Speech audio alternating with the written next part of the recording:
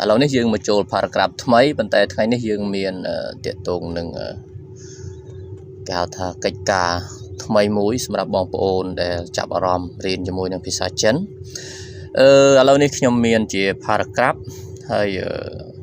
ទុកឲ្យបងប្អូនជ្រើសរើសជាមួយនឹងពាក្យ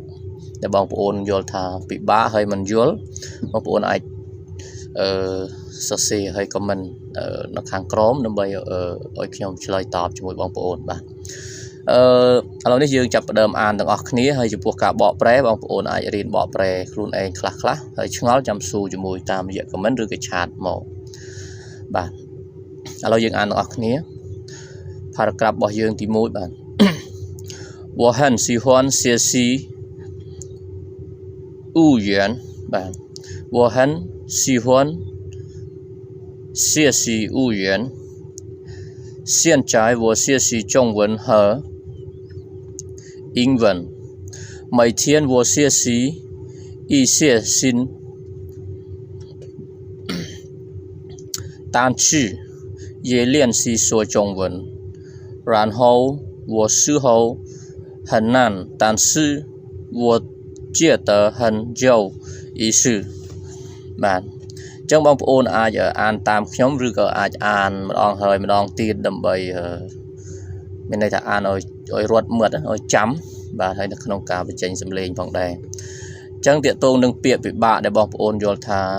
ពិបាកហើយអត់យល់តាកតងនឹងអត្ថន័យបងប្អូនអាច comment សួរនៅខាងក្រោមបានបាទចឹងបានយើងងាយចេះងាយចាំបើសិនជាបកប្រែឲ្យទាំងអស់តែម្ដងបងប្អូនអត់បាន